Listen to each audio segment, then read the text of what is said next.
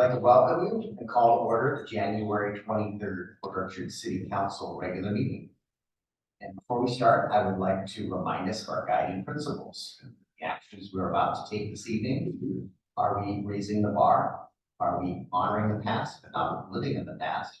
Are we building connections with outside partners? Is the decision-making process positively impacting diversity, equity, and inclusion? Please stand me and join me in the pledge of allegiance. I pledge allegiance to the flag of the United States, to the republic for which it stands, one nation, under I'm not sure how you would stand, but please. Somebody wants to look at it. We have a published agenda this evening, and are there any proposed agenda amendments? Proposed amendments to tonight's agenda. That's what Grossman. Mayor, move to approve the agenda as presented. I'll second that. Motion to approve the agenda as presented. Discussion. For amendments. All in favor, please say aye. Aye. Anyone opposed? I don't know why I've got a meeting this morning. How's it? It's that I did just fine. Fine, that's right. All right, our agenda is set. We'll do our first comment period. Anyone online, if you're wishing to provide comment, use the raise your hand feature, and the clerk will bring you into the minute and our first into the meeting. And the first citizen comment period is for any items on the agenda. There's a second citizen comment period at the end of the meeting. I see no hands raised. I see no one but staff and our audience. So I will close the first citizen comment period. We'll publish a consent agenda. Is there a motion to approve? That's what we're sharing. Mr. Mayor, let's make a motion to approve the consent agenda. Second. Motion by Councilmember Strange, second by Councilmember Peter to approve the consent agenda as presented. All in discussion? All in favor, please say aye. Aye.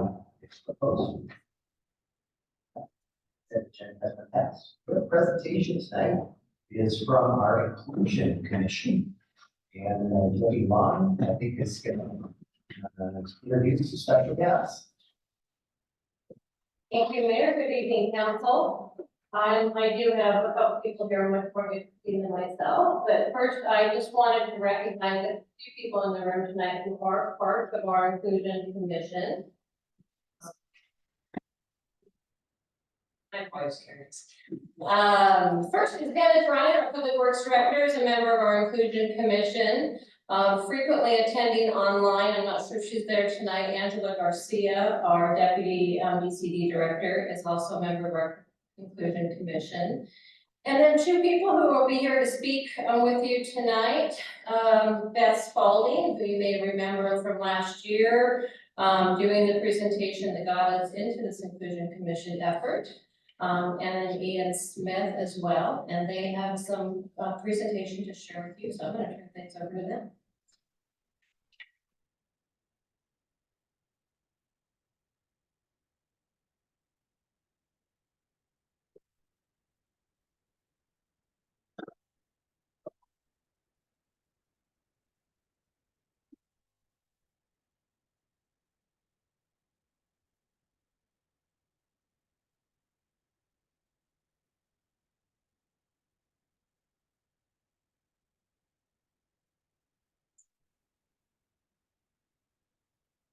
My name is Beth Spalding. I'm a human resources analyst here at the city as well as a member of the Inclusion Commission.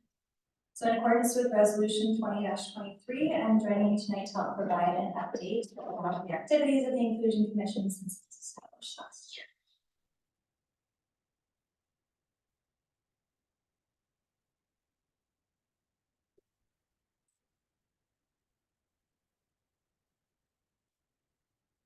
So since it's been about 12 months since you last heard from me, and we do have a few new council members, I thought it would be beneficial to provide a brief overview about who the Inclusion Commission is and why we exist.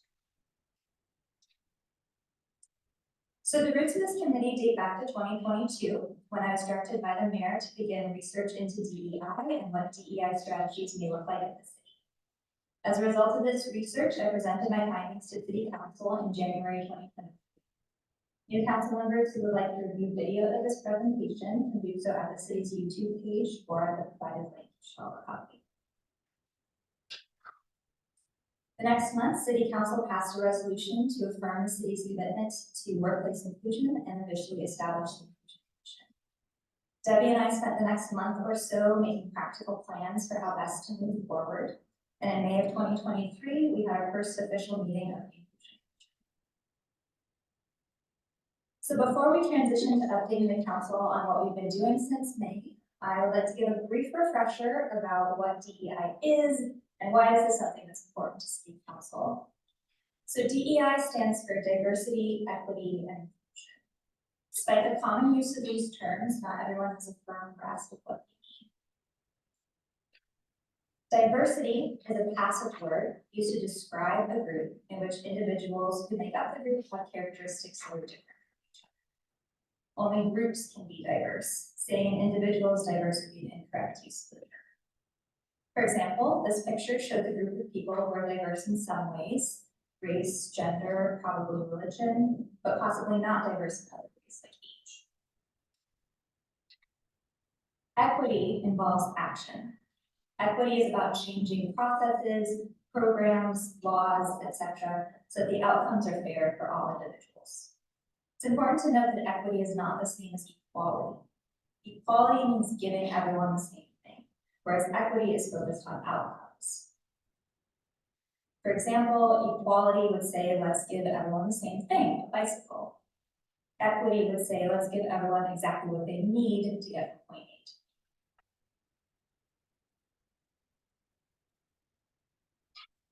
B. The third term in our trio is inclusion, which describes the culture and expectations that exist within a group. A culture of inclusion means that leadership is fostering a societal norm of welcome and belonging for each individual in the organization.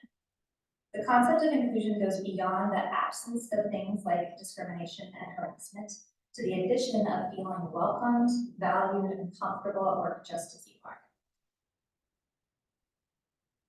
So you might expect that DEI is something like a to-do list. First diversity, then equity, and inclusion. That's actually not the case. We need to start at the end of the list with inclusion. The reason for this is that if you have a diverse population, but don't have the culture and expectations to make everyone feel welcome and safe, that population is not going to stay diverse. Individuals who feel unwelcome are going to leave. You cannot have a sustainably diverse group if it's not also inclusive. Speaking of different types of groups, what populations are we talking about when we reference work around DEI? There tends to be a lot of focus on race, which is certainly relevant, but DEI does extend beyond race. DEI aims to amplify the voices of historically underrepresented, marginalized, or underestimated communities of people.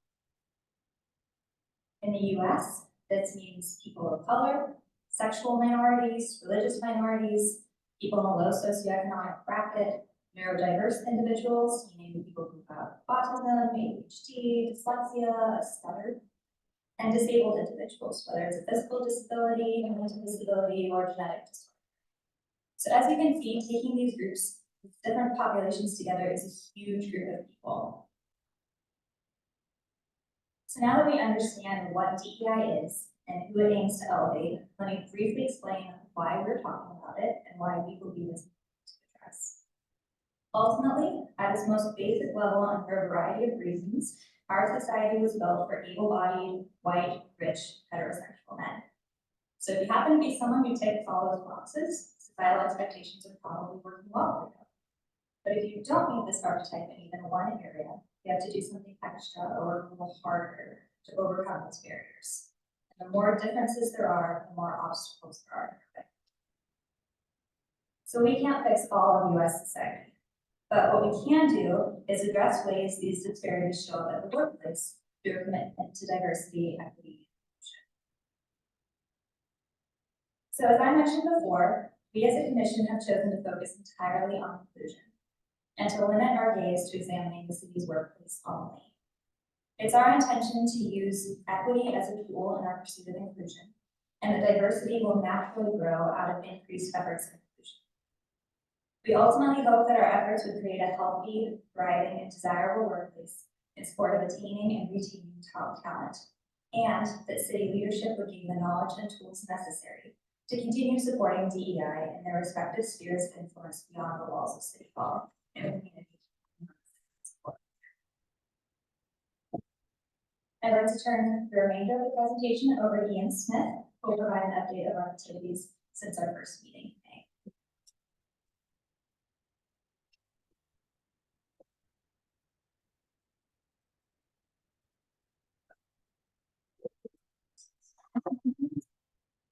Hi, my name is Ian Smith. I'm the assistant city engineer here. It's always great to be assistant city engineer at the city.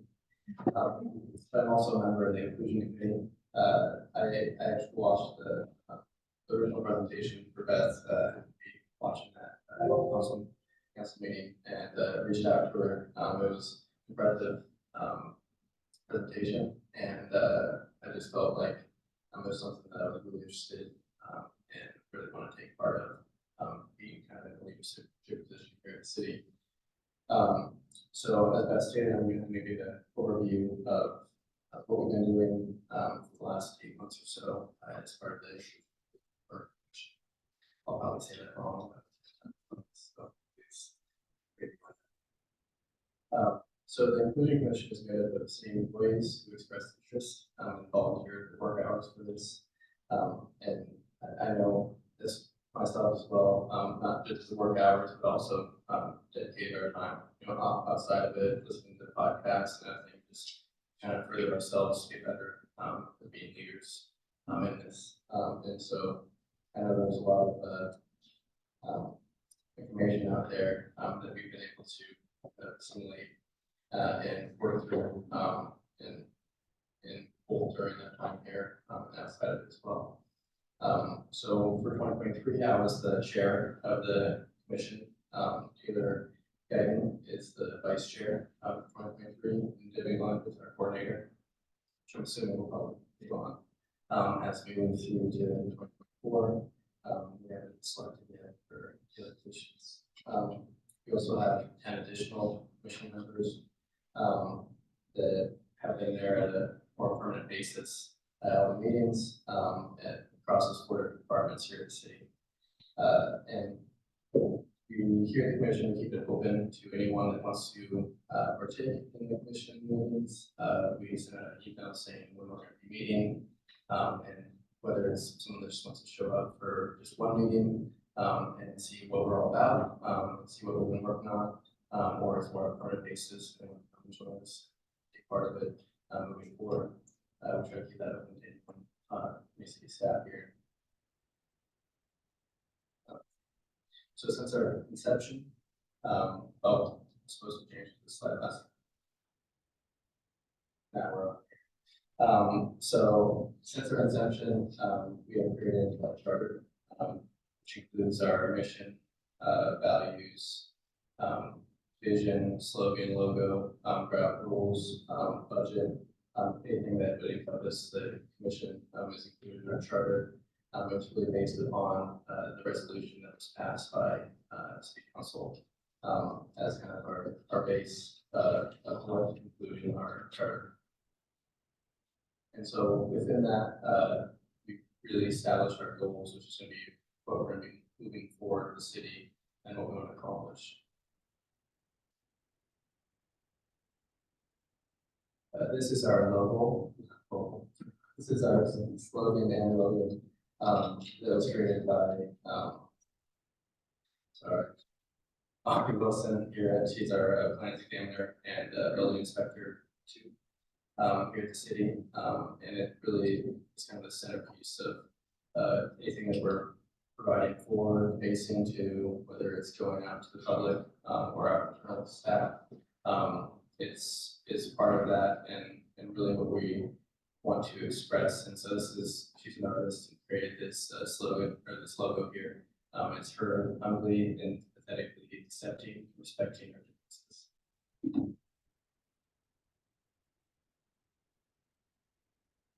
So moving forward, our goals, let's see. Here's our mission statement. Was gonna schedule the one here. I'm not really as polished as Beth on this presentation, so I do apologize. So our mission is to foster workplace culture, inclusion of the city of Port Orchard through education, promotions, and activities. And to accomplish that, we have our 4 goals. I'll say here, goal number 1 is to establish a culture of belonging where employees feel welcome and supported. Goal number 2 is to challenge city managers, directors, and other leaders to move from awareness to competency in matters related to diversity, equity, and inclusion. Goal number 3 is to increase city employee knowledge, diversity, equity.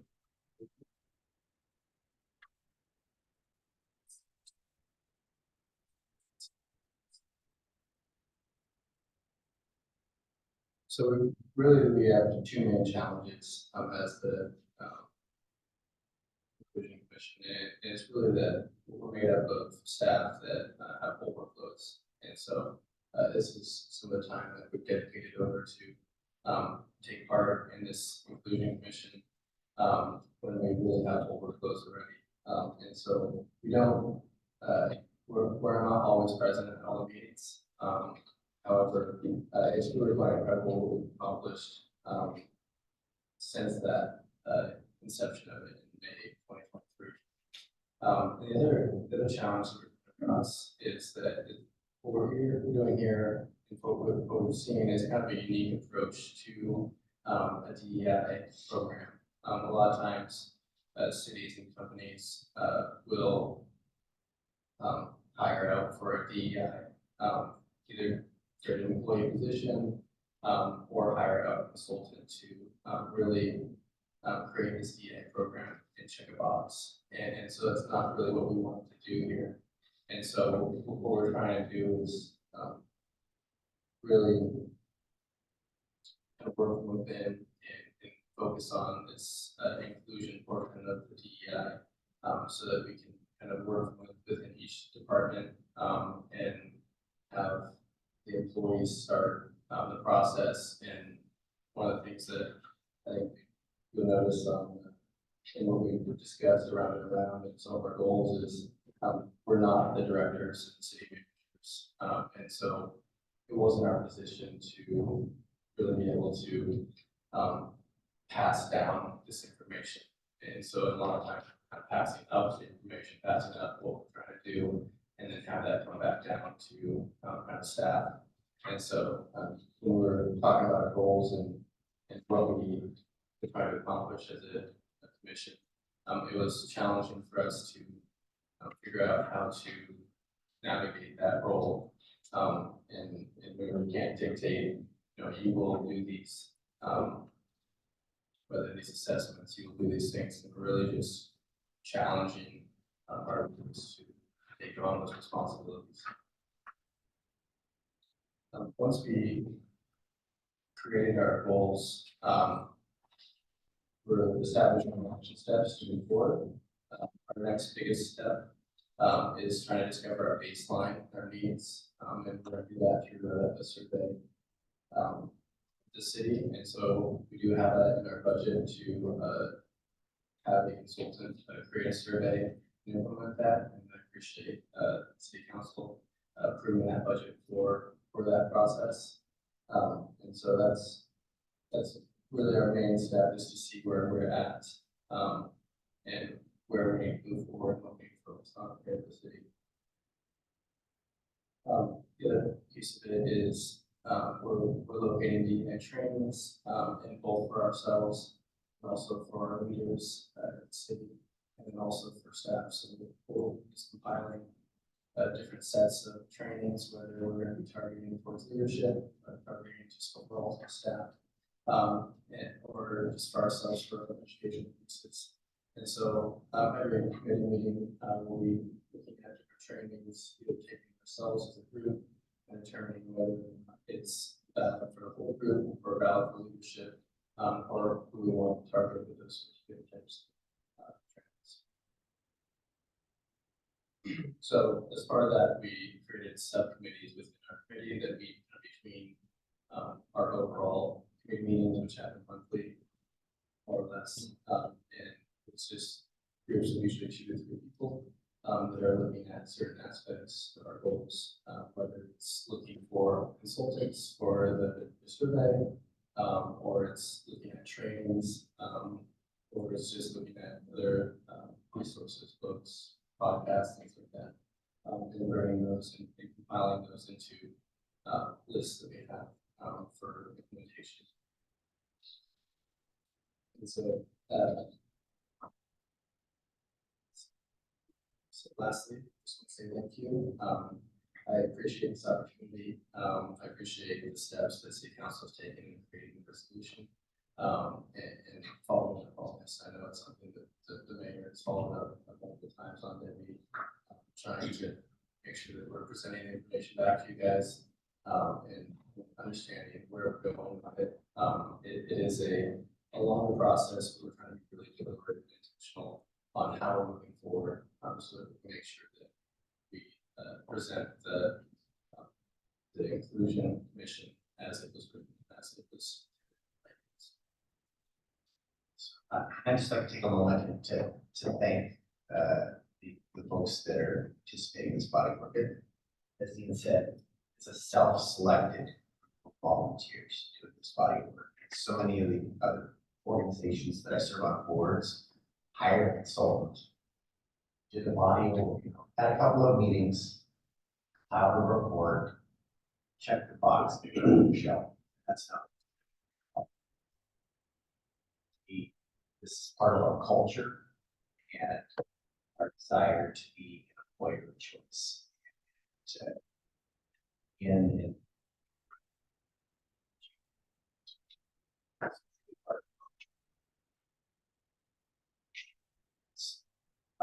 questions for Ian or Elizabeth?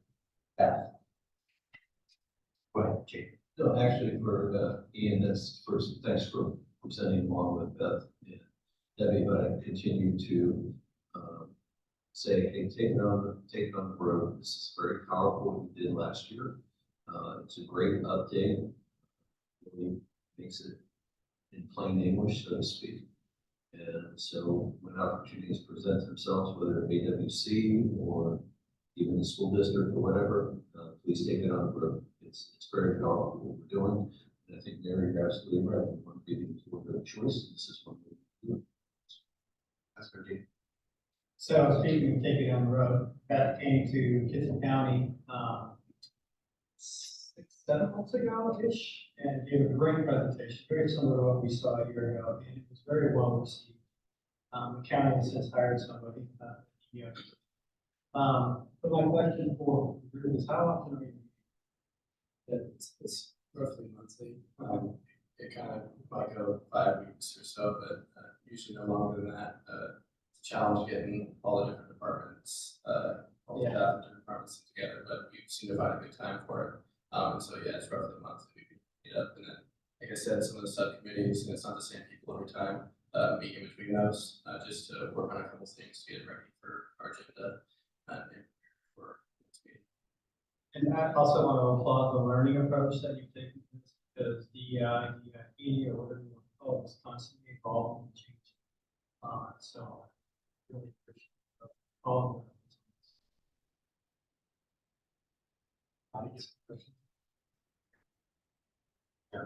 I want to echo my fellow council members' sentiments. Thank you for your service here. It can be tricky implementing something like that. I'm curious, what led you to start with inclusion? I'm sure Beth's going to talk this a little bit, probably won't get a meeting today, and we're going to talk about it a little bit before we started. And it really comes into where if you are targeting the diversity side, for example, start off with, and you bring in a very diverse group. If you don't have that inclusion, you don't have that workplace that's going to be accepting to that diverse group, they're not going to stay. If someone's coming and they're not feeling welcome, they don't want to stay. And so first, creating an area that's welcome and it's inclusive, I think is important before you can try to bring in that diversity. Yeah, excellent. I applaud you for that. I think that's where I would start. I'm curious on how you'll tackle equity. That seems to be the hardest one as somebody who represents the private sector in a lot of different capacities, chambers of commerces and things like that. I know that's the hardest thing in the private sector, so I'm curious to see kind of where our work leads there. And then I think lastly, I'd be interested in how are you measuring success in this program? What are we considering success? Yeah, and so as that's a big push that Beth continues to remind us as we work on our strategies. But for our goals, and then the way we implement our goals is we always have to find something that's measurable. And so, for example, we're looking at educational aspects. Is it measurable? So we go through programs that have certificates, right? So can we measure that we get certain amount of certificates and people that are actually taking that? That's one measurable thing. Might not be the best way of doing it. So we're still looking at how to do that. It's really comes along with that and the learning curve there, but really what we're trying to target right now is that baseline. So we're gonna do a survey, and then we're gonna kind of get where are we at as far as the citywide, educational side. How does the city feel? It's more of a environmental survey of how it feels here, the cultural survey, and then we'll do that again a year later and see where we go with that. See if progress. Excellent. And then my last question would be, what do you think is going to be, or what currently is your largest hurdle? It's always going to be buy-in, and what we're trying to figure out is how to get the best buy-in from employees and from leadership. And what we've seen with articles, we've seen both just surveys that have been done and studies that have been done, is that it really comes from leadership. If we have leadership buy-in, if we have pushing down from leadership, a really, environment and a field that they actually are buying in, and not just saying, hey, yeah, we have no survey to do, and really stressing the importance of living it. I think that really is where we're going to see, and where we're going to struggle with is just trying to get those leaders, not just directors, but there's natural leaders in every department that I gravitate to, and trying to make sure that those leaders are also buying in. Thank you. Oh, yeah. I hope so. And I'm certainly hoping. Yes, no, certainly is. And I think that it's just how we present that is going to be the biggest thing in working with the main group. Just make sure that they know by kind of in these conversations but showing it. So presenting how to do that is really I'm thrilled actually that the city has a committee like this because we have such small staff. I work at a much larger agency where they can't have staff working just on this topic. And as you were speaking, I had some thoughts. One is that I think our website could have more of a presence. For example, I was just curious who the other committee members were, and I could not find that on the website. Maybe that I wasn't searching correctly, but I use everyone who searches. It's not on our website. Okay. So I think if there's a presence, that would be interesting. I would just be curious to know what the makeup is like every department represented, possibly not. And one thing that I was thinking is that I'm not sure that the audience is clear to me. Is it prospective applicants? Is it population in general? It's our staff. it's just It's staff. internal. And I think that that translates to applicants, right? Is when what's the culture is one of the questions. Where am I going to fit in when someone's looking at some prospective employer? And that forward facing aspect is something that we'll be working on right now. We're trying to figure out mechanics and how we're going to run the program. It's our first year, and so we've had pushed out some items through the mayor, whether it's presenting different statements on different historical events or anything like that. Whether it's Pride Month, Black History Month, that's Facebook. But right now, we're still trying to work on mechanics, so we haven't had a lot of time to be able to do that forward facing aspect of it. But it certainly is something that we're gonna need to do, especially when you're talking about prospective applicants. They won't know unless they actually see it somewhere online. And so I think that's gonna be part of what we're gonna be working on. Do you think one of the applications is that in some way we would like the staff to reflect the population either of the city or the state? Are we looking for, I guess, I don't know if I'm using the definition correctly, but sort of a representation of the different kinds of populations that we have in our area? That's not part of what the inclusion commission is working on. That's more of the diversity side of it, at the DEI. And right now, we're just on that focus to that last part of the inclusion. And the idea isn't actually that long. But at this point, I think we should.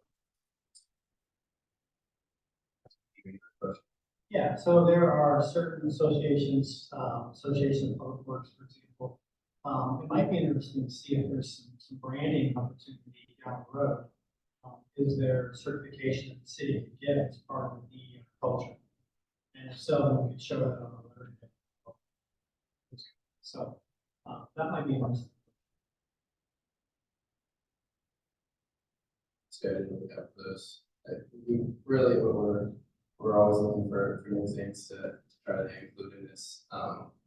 And so, like I said, right now we're working on mechanics, how it operates, what we're gonna do. And right now we're just pulling all that information. I think that's definitely moving forward, and what is being official on a capacity. And I've heard all of us actually like this presentation again. Just super fresh. Very well done. And out of the county, she transit brought her over. We offered her to UWC at the conference, and it fit what they were the fresh conference and stuff. Said, won't happen. Any last questions for you? You're on the hot seat here. Okay, thank you, Ian. Thank you, guys. Thank you. Appreciate it. Thank you. All right, Charlie, I talked to you about an executive session, but I didn't tell the council members to have the agenda. Fly here or just? Number 7, it says it all. Oh, you're right, it's number 7. It's not necessary for us to have it at the business items, so I would, you guys are amenable to that, I would, if there won't be any action taken related to what we're gonna discuss, so let's, move that at the end. What you guys want? I guess I think that's amendment to do that. Right, there would need to be a motion to amend.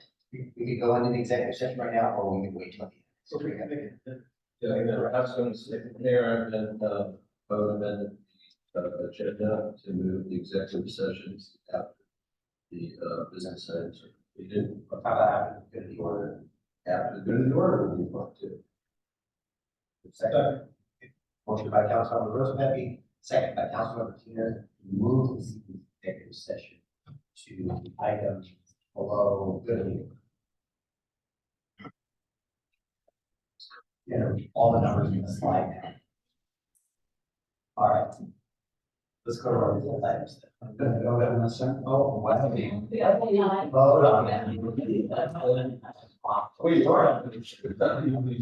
All right. Oh, that's a great motion in second, all in favor of amending the agenda, please say aye. Aye. Any opposed? Hearing none, the agenda has been amended. All right, let's go to our business items. Number A is adoption of an ordinance amending for Rochester Municipal Code chapters 13.04 related to penalties for delinquent utility service charges. Thank you, Mayor, Council. During 2023, the utility clerk's report had raised concerns regarding staff's inability to assist customers with extremely large penalty balances that are potentially disproportionate to the fees owed. Staff have worked to review utility accounts, current penalty rates, and fees, and are proposing to modify the Puerto Rico Municipal Code to better assist our customers. Proposed changes will allow the finance director to have additional waiver authority to work with customers with potentially large balances. And it will also change the late fees penalties from a 10% on unpaid balances to a flat $5 per utility service rate. I'd like to mention this is the topic we talked about at our last council meeting. I said it before, so it's not new, but hopefully it was clear in the language changes and how we better assist our customers. With that, the Finance Department would recommend approval for this ordinance. Mayor, I move to adopt an ordinance amending the Florida Municipal Code sections 13.04.050, 13.04.056, 13.06.120, and 13.06121 related to penalty and delinquent utility service. Second. Motion by Councilmember Trenary, second by Councilmember Rosa. Deputy, this is the topic that we talked about multiple times in the last year and even last 2 weeks ago.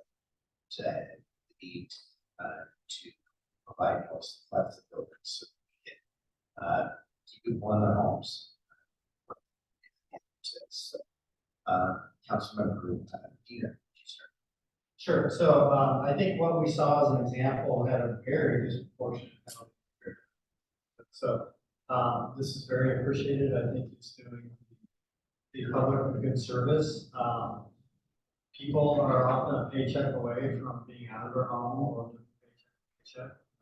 It's probably much more than we think. And I presume that you kind of war game what you're doing forward. That's I see if there was any sort of Achilles heels. So I appreciate the effort to this. This is good public service. Councilmember Bruce Bibby.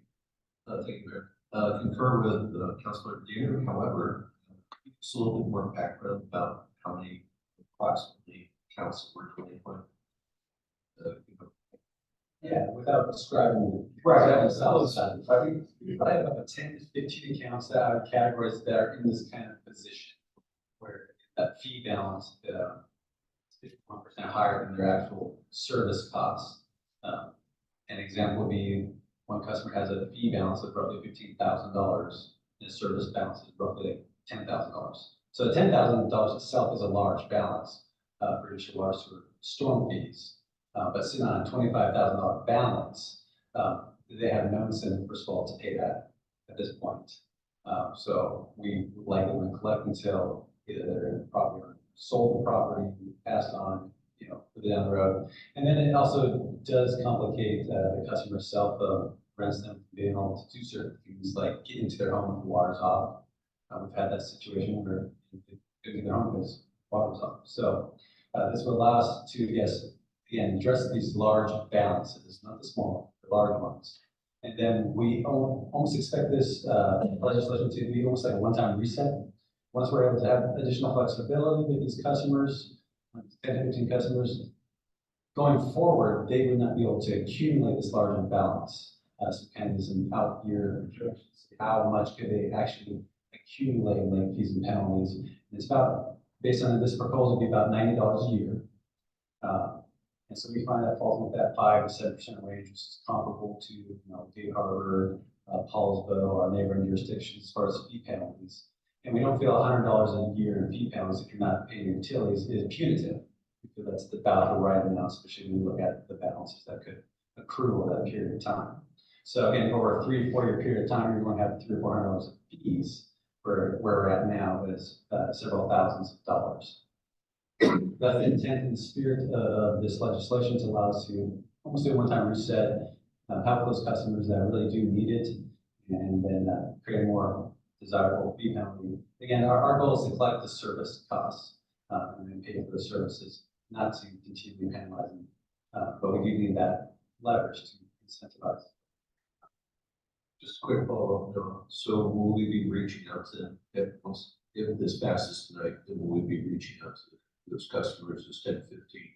Yeah, as you would expect, there's several that have already reached out to us and kind of engaged in the conversation over 2023. And that's kind of how this keeps coming up.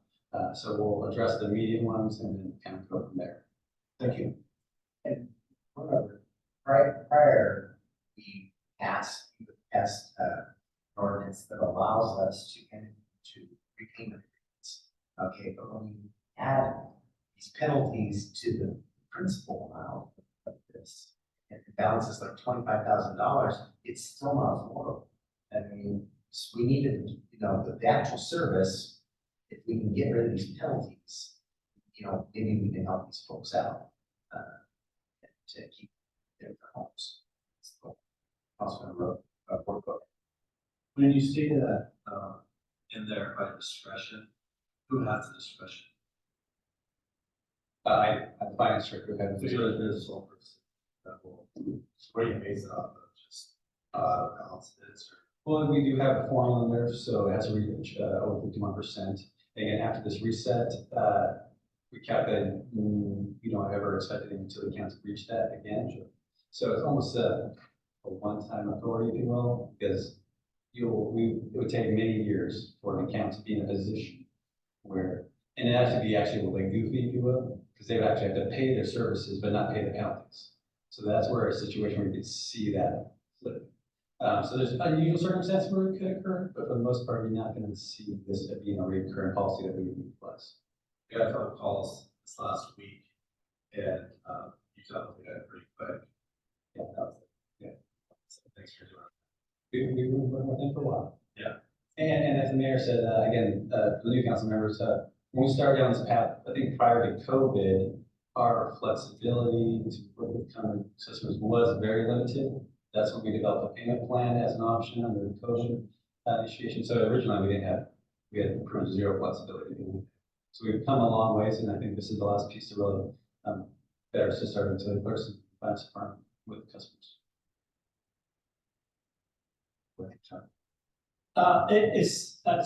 it says you or designee, right? I assume since we're changing this code this evening, or potentially changing the code this evening, there's probably no policy behind that. I just want to make sure that there's some protections for you, Mr. Crocker, to make sure that whatever those extenuating circumstances are, that there's some kind of policy in place on when we would or would not make these adjustments. I hear what you're saying, that basically moving to a $5 fee would negate the ability to get to that 51%. But in the interim, I don't want there to be any pushback to you or the city with any potential litigation that may come. If somebody says that, you gave a head nod to the mayor, but you didn't give me that same type of response when I asked for some fee waivers. Yes, yeah, no, that's a fair point. And I think it's good to know that in the city, we are very tight with our collections. So most of our customers are paying on time and accounts are good. So this is a very small percentage, 1% of our utility. Yeah, it sounds super small. I think for me, it's just more, if we're going to say or designee, that we have some kind of policy protecting staff to do so. Sure, it's Noah, and if Noah's on vacation, it's the deputy, right? It's not anybody else. Okay. It's not bad. Add that authority to our calendars. It's gonna be a little tighter. Any last questions? We'll go on. Okay, Councilman Chang. Just for curiosity's sake, how many months is the example that you mentioned has that gone on? How's it possible? Okay, that's only how it's possible to approve a bill of $10,000. Yeah, unfortunately, this was a gentleman that got very sick on COVID, at the start of COVID, and he got hospitalized, so he was out of his home for a number of years. But he came late, the system's generating bills, we're penalizing, it's not a process. You never shut anyone off? Oh, it's shut. It's shut, yes, bad. Yeah. So it's many years. Yeah, a lot of these accounts are years. So again, most of our customers, 99% are very good, paying on time. There's unique circumstances where this came up, and they all have that story. Yeah, I would say most if not all of these accounts don't have service. We're trying to get them back to having service. Okay, the homes being occupied. Start being not stop. Sewer water, sewer water. Water. Then you get hit. That's so it's all cumulative. All right, you'll be voting on adoption of an ordinance amending delinquent penalties and delinquent utility charges. All in favor, please say aye. Aye. Is there anyone opposed? And this passes. Item B now, adoption of ordinance repealing and replacing Port Orchard Municipal Code, Chapter 5.97, pertaining to in-town services and city's rotational towing. Sergeant, this is you. Thank you, Mayor, Council. Before you this evening is the adoption of an ordinance that would repeal and replace Chapter 5.97 of the Orchard Municipal Code. This code section, as it was originally written, was adopted in 2002, and it has since then governed the Port Orchard Police Department's rotational tow list, which refers to a list of eligible towing companies that provide the towing and impound services when called upon by qualified and licensed members of city staff to call for a tow. This occurs in a variety of circumstances, from code enforcement to regular police service issues, and the chief can speak to any substantive questions regarding the way in which we use the rotational tow list, if council has questions. Recently, we audited Chapter 5.97 as it currently exists and determined that staff's practice would lend itself to modifications to that code section. And we have done so in the form of a repeal and replace, which is a tool that we utilize when we are sort of wholesale reviewing and replacing an entire code chapter. You will note, however, when we provide you with the materials in the packet, we always provide you with a red line version of the code so that you see what we actually changed.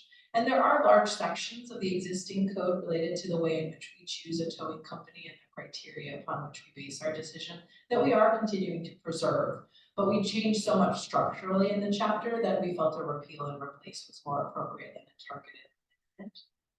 So substantively what this change does is it takes us from a rolling application model to a procurement model, as towing is a service. Most agencies in the area, Kitsap County and others, utilize a request for proposal model where you procure towing services as opposed to allow entities to apply on a rolling basis and review applications on an annual basis. The available entities or service providers is relatively static, and so a one-time procurement rather than an annual basis lessens the burden on staff to ensure that they have current towing companies on contract. And it also gives us the benefit of ensuring that we're getting a value for our funds. And then third, this model allows us to utilize a contract rather than a mere application, where the contractor is going to be executing a detailed contract for services, including insurance requirements, including requirements for individual drivers, that's been lacking under the existing provision. So those are the improvements that we see occurring with this chapter. From a council perspective, it will increase your workload because those contracts will come before you for approval. So you will see and know who your towing contractors are. And that will occur this year after we complete the RFP. And then if there is a need in the staff's perspective, on a 3-year or 4-year frequency, we could go back out for our RFP pursuant to the procurement rules that already exist. So this takes this service essentially and slots it into your procurement policy, which you already have in place to match and provide uniformity to this type of service with all your other professional services.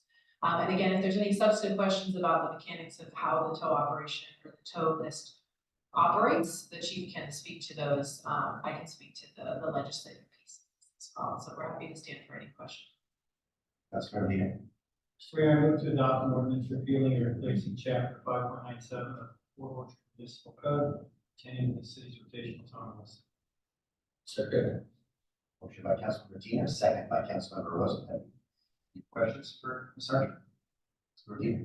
I'm just curious, how many towing companies do we have on phone now? Currently have two. Councilor Chang. I understand wanting to widen the pool of towing companies, but do we have any ability to restrict where they're from? For example, when we talked about the location of the impound lot, I didn't see anything restricting where it could be. So for example, let's say a Silverdale company, under than everyone else, would they be towing the cars to Silverdale? Well, that's gonna be included in the RFP. So that was part of the issue with the previous ordinance, is that it established procedures within the ordinance instead of allowing us to be a little bit more malleable. But it will be within a reasonable distance, yes. Also, I think there's a 30-minute response time, so. Yeah, but I believe the previous was about 25 minutes, yes, sir. Yeah, so as you know, we can't provide local preference under the Washington state law for procurement. But one of the ways we can ensure that we get the service at the time, in the timeliness that we desire, is we add those call out times. And so that's what the RFP will flag, and we can limit those, and that will enable that we're getting timely service, and we're not getting Tacoma-based company able to timely serve our customers.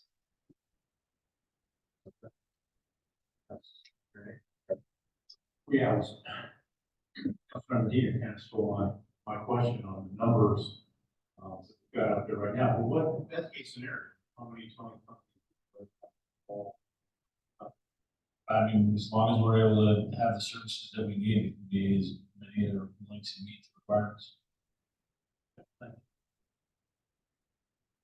you. Questions? All right. Reviewing and replacing for municipal code chapters 5.97, change to in-town services and city's rotational towing list. All in favor, please say aye. Aye. What opposed? Hearing none. Ordinance. Item C, adoption of a resolution approving a contract with Pump Tech LLC for the Tremont Place lift station repairs. So Ryan, this is you. Good evening, Mayor and council members.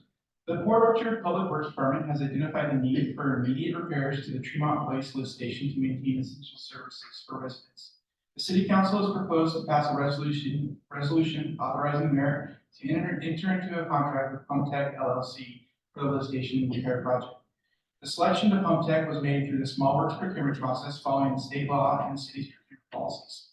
2 bids were received, with Pump Tech LLC submitting the lowest qualified bid at $62,027.75. The Public Works Department has reviewed and confirmed the bid's responsiveness, and the contractor's responsibility, following the proper bidding procedures. The city will be waiving builder's risk insurance, which is typically reserved for structural buildings and during major disasters. They are bonded and licensed and covered for the project. Staff recommends the city council adopt the resolution and proceed with contract D for the specific. Councilor Chang. Mr. Mayor, I move to adopt a resolution authorizing the mayor to execute a contract with Pump Tech LLC for the Tremont Place lift station repair project. Second. Motion by Councilor Chang, a second. Who's that second? Councilor Morrissey. I heard two over here. Councilor Morrissey has that second. Questions? Brian? Okay, Jane. Dennis, I've drawn a blank of where this is located. This one is up, best described as behind is the Chevron station, I believe. Close to the new roundabout. Okay, That rings a bell. and you know how old this is probably. I believe it was 1970s era. Okay, so, It's not one of our new ones. no, I knew we had a problem with the one on Pottery a while ago, where we had, some issues, and I didn't know if it was the same issue we're having, but obviously not, since it's so. Thank you. Now, a lot of these lift stations along the McCormick, the feed from McCormick Woods, we have had, prior to the static conversions, our fluid that was coming through those systems was highly corrosive. And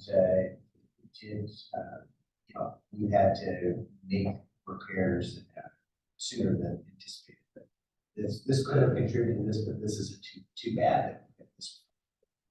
That's what, of course. Yeah, so I just had a question, because I know it looked like there was a lump sum for this. This is an emergency repair? As a new council member, I just want to understand this. It is not an emergency. It is repair, okay. Okay, and it has nothing to do with, I literally got a text at 10, I just looked at that, 10:37 from my wife on Saturday night. Is it a pump station outside of McCormick Meadows right there that they had noise coming out of? Are these related at all? Yeah, an emergency, I have certain emergency powers that we could use, and then we could not do, this is somewhat of a competitive bidding process. Here, and we could waive some of those provisions if we had a true emergency sewer running down the street. But that's not the case. But that's for. I emailed you guys for the clear, and is that a standard quote? Because the line items are at 0, and it's just one lump sum at the bottom. It is very common when we do a small works process, which is through the MRC. We are a member of the MRC small works roster process. So it expedites the formality of bids. It is competitive. It is very common for smaller companies to do it this approach. If it was a larger project, a transportation project or an lift station, we're going to do line items and calculate and get best price. But in economies of scale, this is 2 pumps, a couple double checks, a large amount of electrical work. So that's that expedites the process. Did the other did they do it the same way? It was relatively the same way. The bottom line is what this performance on how it was the instructions to the bidder. And so, Charlie, correct me if I'm wrong, I think 75,000 is, where's the limit? There's a fine line in our current policy, I think it might be 75,000. It depends on if it's one work or multiple work. This is multiple because it's Yeah, electrical. so it's a little over 100. A little over 100, okay, so we're about halfway where we had it in the process versus just going to a C roster, finding a handful of companies, sending an email out, asking for proposals, and in this case, we got, or in this case, bottom line.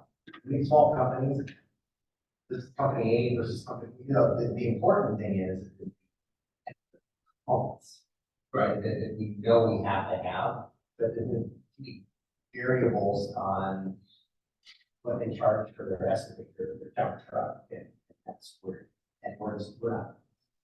Is really concerned.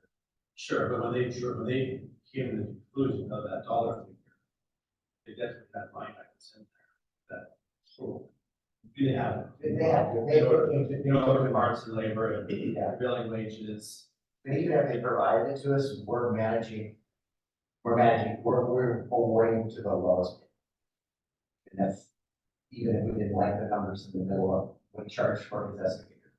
Yeah, but if their bottom line was the lowest bid, that's who we're going to purchase. So we're not, managing that level. And on this, within these limits. That makes sense. Yeah, it does make sense. It's just kind of nice to do have a line item, because then you understand it a little better. We would likely get few bids if it's required. So companies just aren't. One is paying this. So, sure. Questions? None. Adoption of a resolution approving the contract for SCJ Alliance. C. Adoption of a resolution approving a contract with Pumtech LLC, the Tremont Place Lift Station.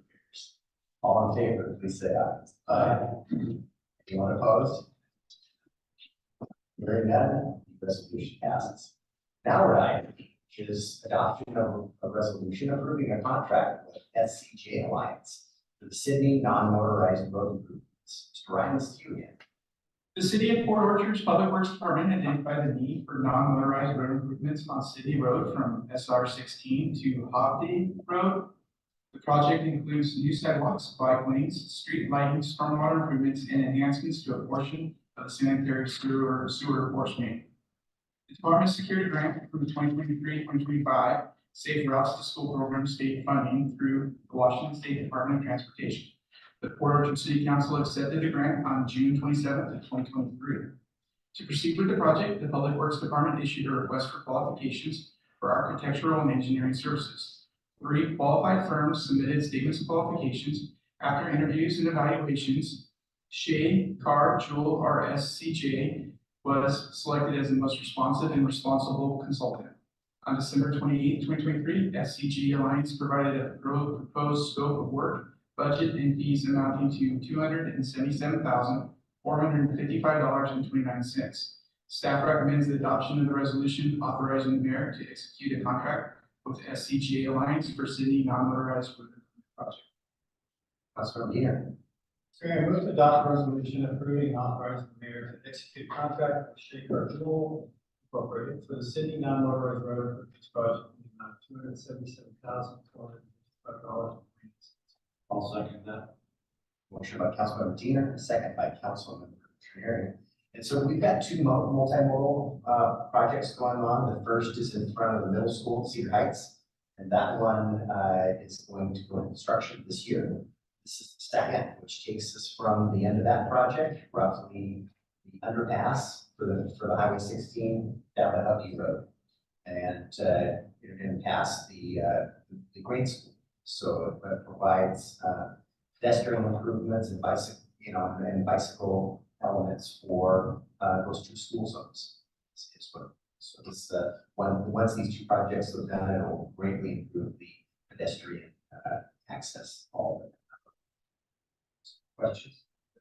I'd just like to say with the plan improvements and growth development here and all the west side growth that we've seen, this is a great way of continuing along, improving safety and walkability for citizens in that area. And so I'm very, very happy with this proposal. That's for Diego. Yeah, so Mark stole my thunder, but I'm always happy to see where we have multimodal transportation improvement projects going in. Certainly more of them, we're kind of living with the central forefathers of it. Sidewalks or road improvements, shoulder improvements for not including the way. So these kind of projects are really helping for the community. The departments here provided that next segment of sidewalk, at least on the east side, and really our choke point from there connecting to the parking lot is going to be culvert at Ruby Creek, and to replace that to be like. That's my word. Yeah, I see kids walking that pathway, that area every day, going to and from school. I've also seen out in Central Kids that what happens when there's not sidewalks. It was pretty unfortunate, so I'm really glad to see that. Also really glad to see, I think, Noah said like 75% of it's roughly paid for by grant money.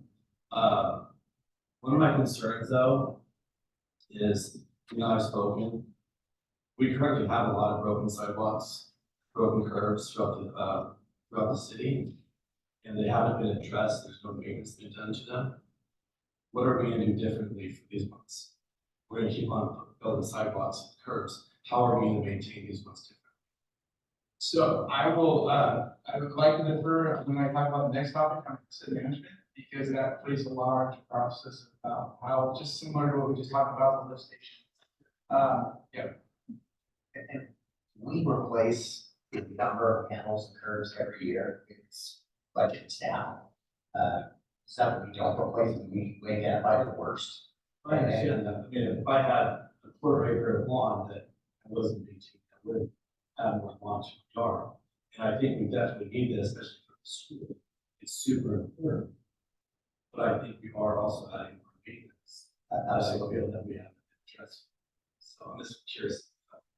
I think it's highly important, like I said, I've seen when you don't have them, the consequences. So I'm glad we're getting them. I'm glad we have savings. Yeah, the grant money's great, and they're on the sidewalk where we're talking right now. I mean, there's moss on the sidewalk right now in front of the kids at school and stuff. And so I kind of concur with, what Eric is saying, that we need to maintain now as we still keep getting more. That's a sidewalk is actually responsible. Well, there's also, well, where's that park? There's a parking lot where I think Sydney, where the junior high, where a lot of parents go, and then there's a park too, or a baseball field. Who's supposed to take care of that?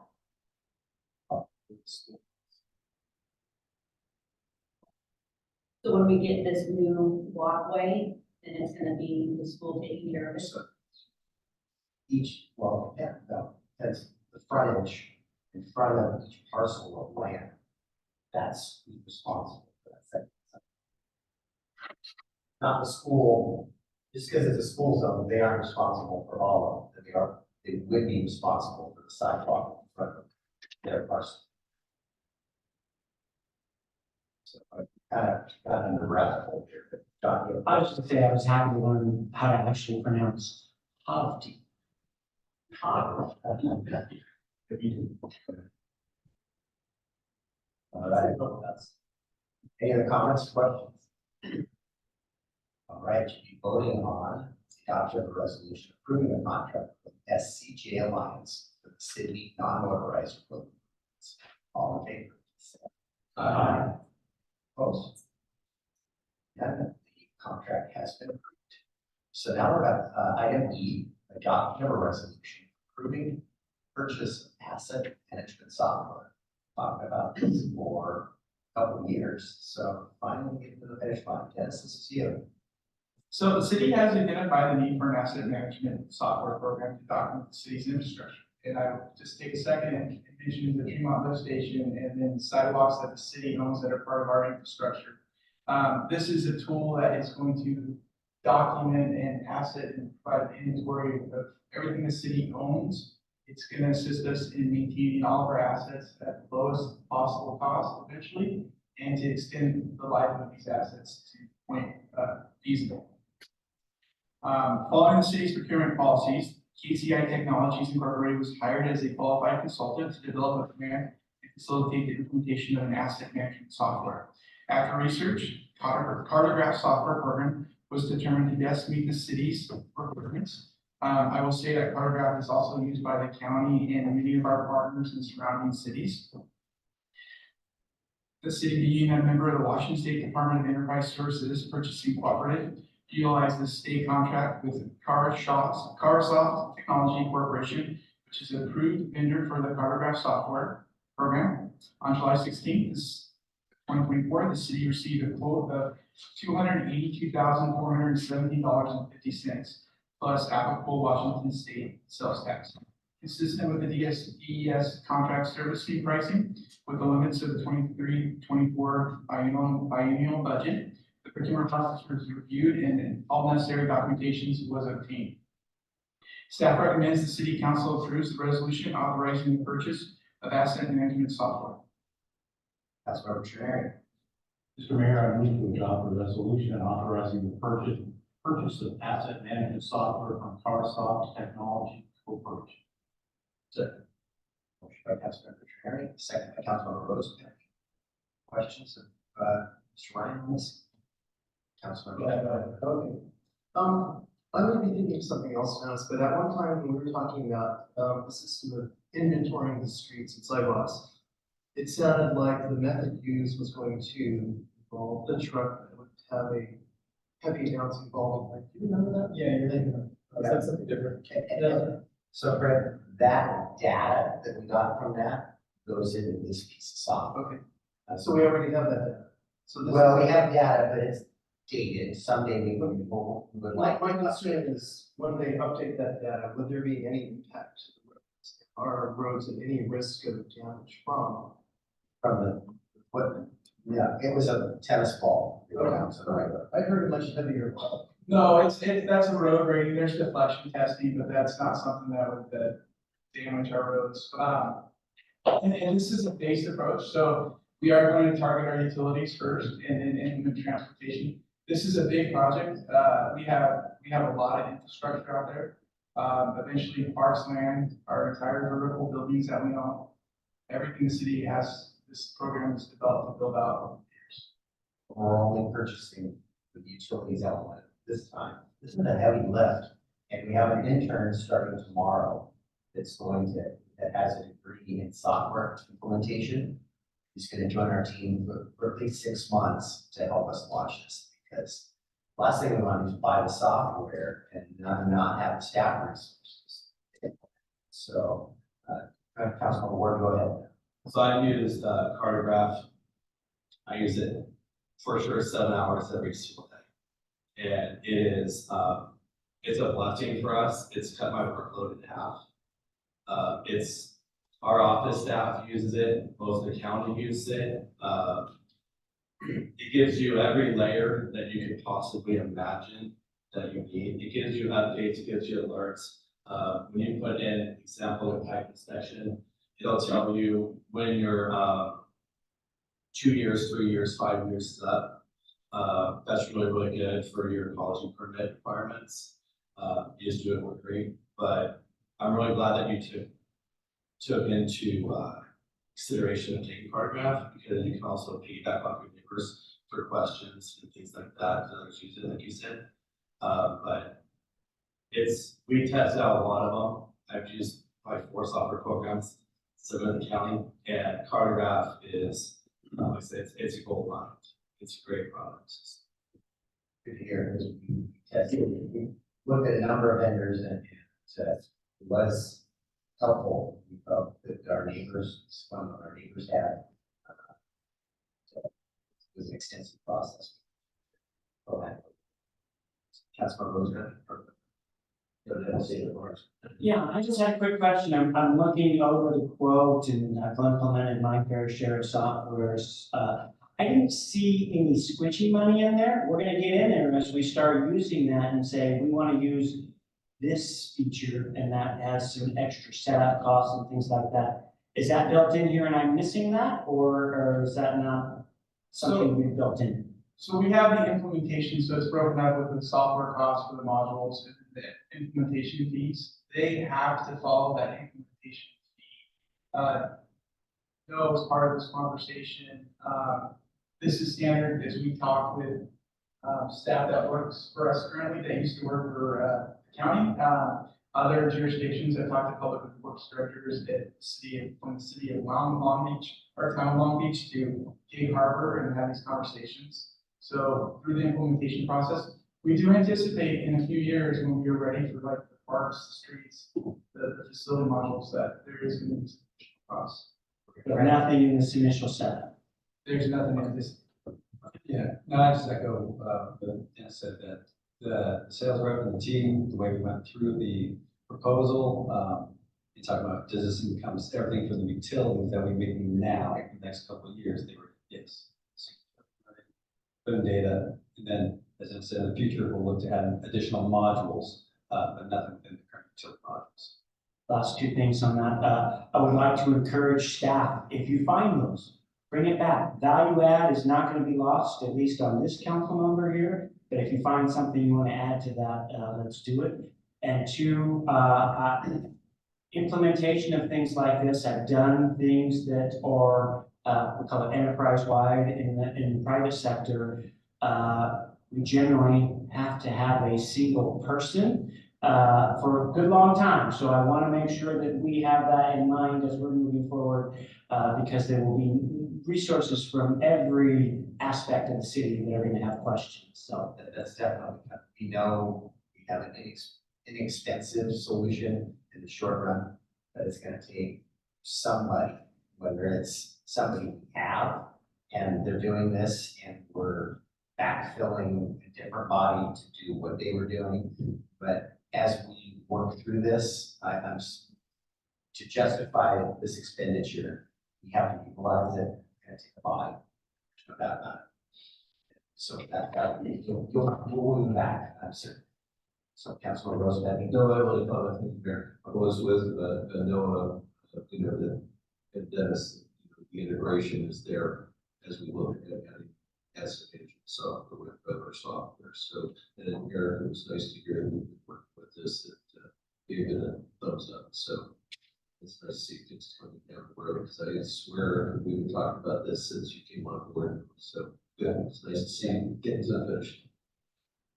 That's what we're doing. I just was gonna say that with how fast the city is growing, it's kind of increasing. Of course. Last question, comments, concerns? Right, you'll be voting on the adoption of a resolution approving the purchase of asset management software. All in favor, please say aye. Aye. Opposed? That resolution passes. We're to our last business item. The approval of amendment number 13 to contract number 066-20. That means it's 2020. Ms. Rice Fergus Miller for the Community Event Center. Mr. Ross, to you. Good evening, Mayor and members of council. The city of Port Orchard is under contract with Rice Fergus Miller for the Community Event Center design project, and that's contract 66-20. In the spring of 2023, the city council approved amendment 11 to the contract to perform preliminary design and engineering on Orchard Street Plaza associated with the Community Event Center. Now that the work on amendment 11 is mostly complete, and please note the design presentation from September is attached showing what work has been done for schematic design. We have prepared a contract amendment to take this plaza design to 100% construction drawings. The attached scope of work is in an amount of $650,147 and will provide funding to complete all phases of design for the CEC, the waterfront plaza and restoration project, and the Orchard Street Plaza. It is likely that the only remaining contract amendments for this project will be a bid support and construction management to be brought forward closer to the start of construction on the project. Staff recommendation is to approve contract 66-20 as presented. Councilor Rosebud. The mayor, I move to approve amendment 13 to C066-20 as presented. Motion by Councilmember Rosebud, second by Councilmember Jeter. Remember that the event center itself is 66% funded from the Public Facilities District. And then get a partnership for the remaining portion for between the library district and city. This plaza, everything else has been, the designs are largely done. On the waterworks side, the event center, the roadway contract has been redesigned. The roadway has been awarded, it's underway. So this is the last large contract other than construction. So we will be 100% design with the approval of this contract. And once this work is done, we'll be 100% done all of the designs for all aspects of the redevelopment effort here. Waterfronts. Big moment. Yeah. I just have a quick question. So this is not just a plaza. This is just the plaza. So then this motion is for funding for just Leading the design work for the plaza. we have 30% design, correct? Is it roughly? Yeah, we're at about a 30% SD schematic design, and we already have contract amendments in place for the overwater structure and the shoreline restoration, as well as the buildings. So this was adding on to. Just making sure I didn't get confused myself. You do not. And you probably wouldn't have to anyways. Okay. No, that may sign the contract and sign it. So let me just check. So he's still our public facilities.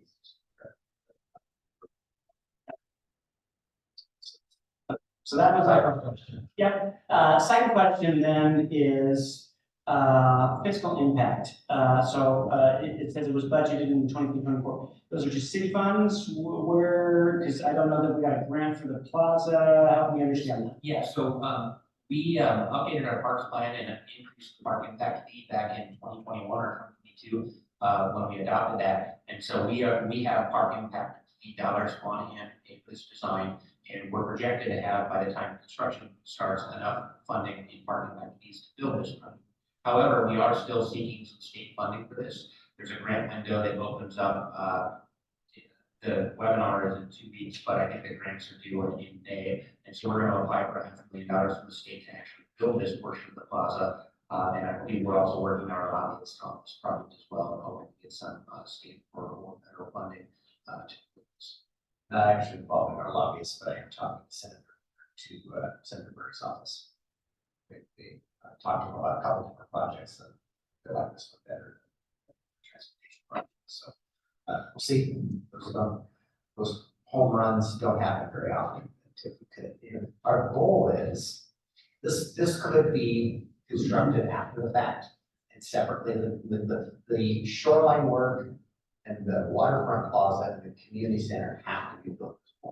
And we would love if we could get all the funding put together. And as long as structure continues to hum along as it has been, we will collect enough park impact fees locally. Now, we'd love to get a grant and then spend those local dollars some other way, do that. But we should have enough funding locally to construct all of this at one time. That is the desired outcome. Questions, comments? And fast enough. It can't. But, and really where the bank's on hold, they're waiting for us. So we've got an 18-month project to build their building. We have a 9-month project to build our road, roughly.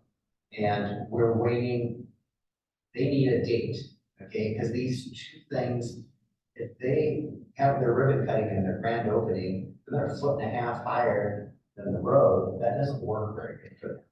And so we need to be cutting our ribbons at largely the same time. And I can't give them definitive dates till we get farther into this year, likely, hopefully September to November, somewhere in there, we'll have in our design and to know what our construction needs. Once we communicate that with the bank, then we can coordinate our efforts.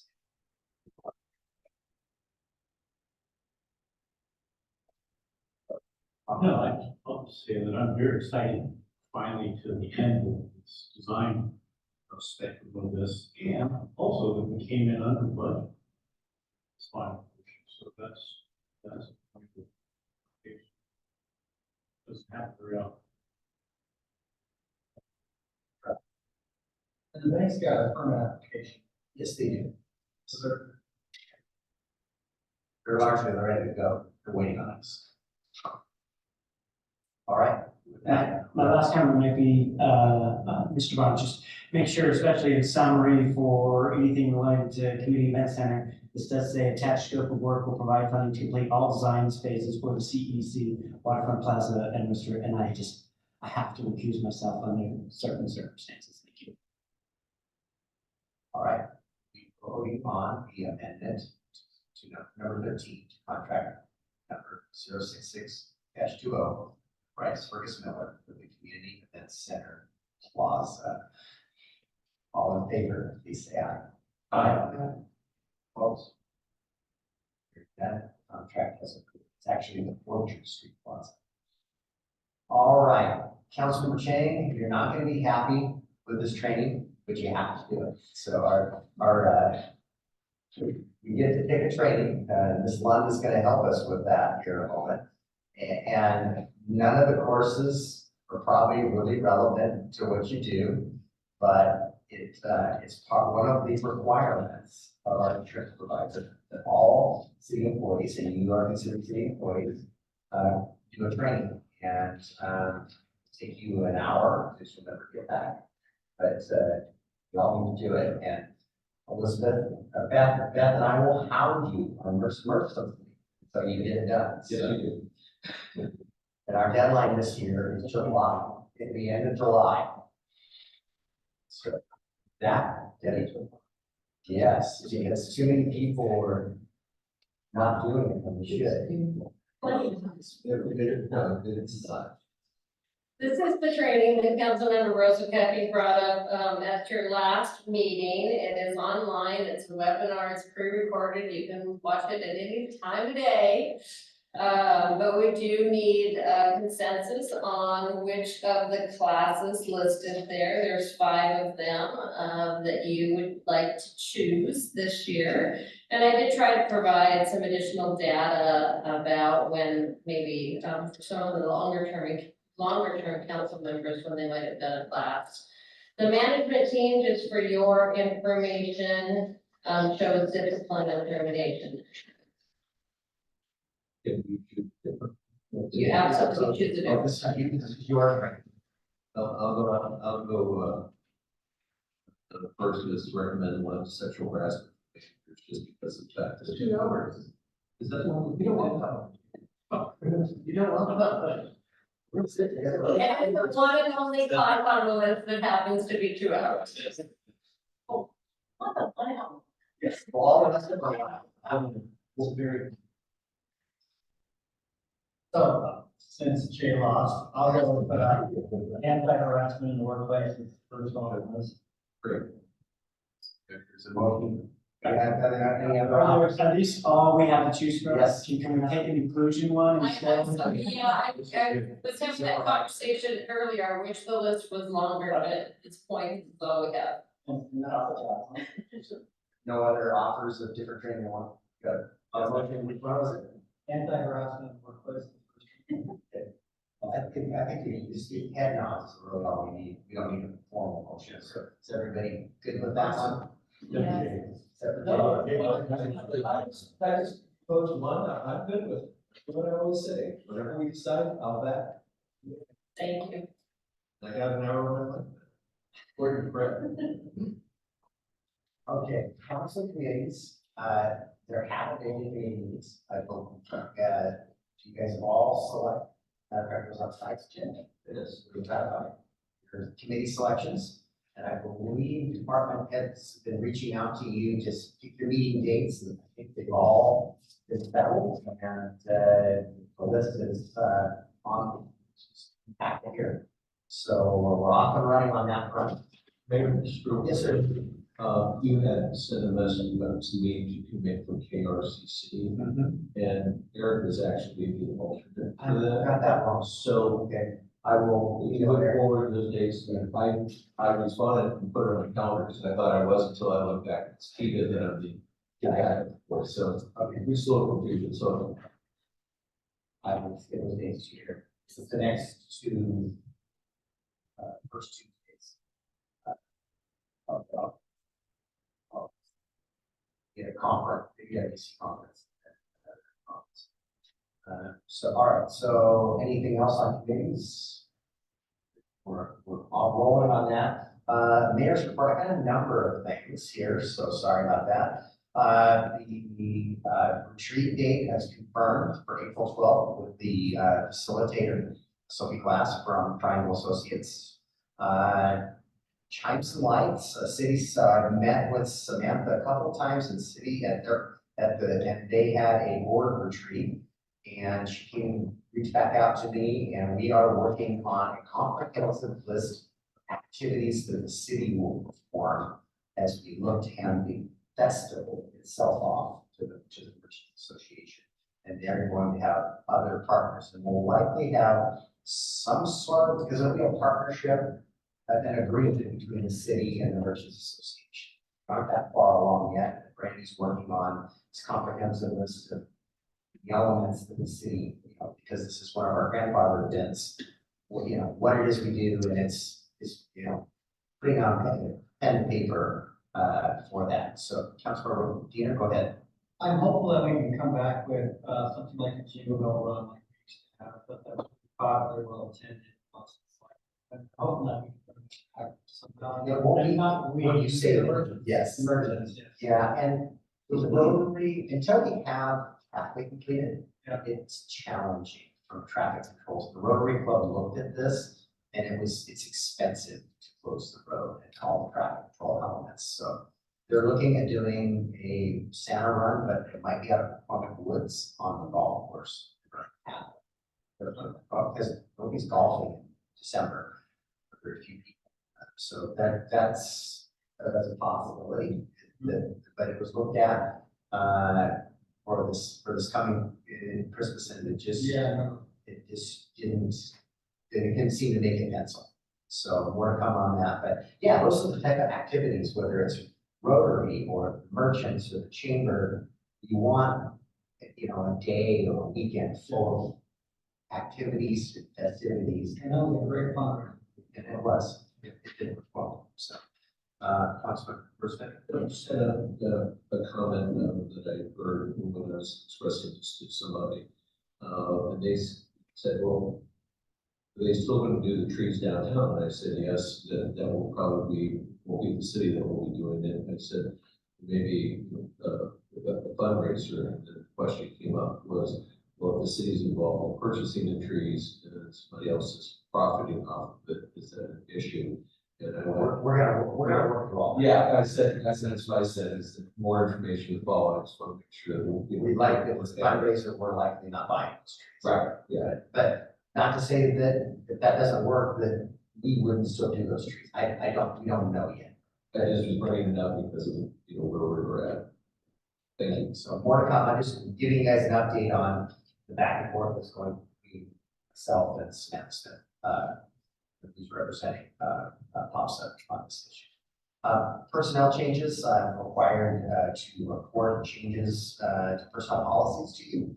And the first is that we updated the job description for the accounting assistant 3 position, which just reflects current duties and responsibilities, kind of clean up. We're constantly reviewing job descriptions and making sure that they're relevant. So we go to do things like salary surveys, that it's much more seamless and not having to look at every job description in the city.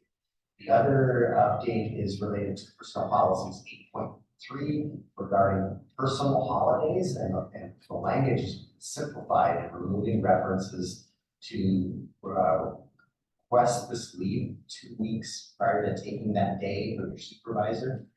You don't have to do that, take a vacation day. So why on this policy say that this particular leave day have different rules? And the language relates to the number of hours earned by a part-time employee, calculated, if they're 60% employee, they get 60% of the day off.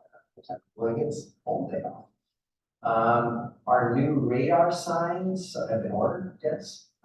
So those will put into the budget end of the year.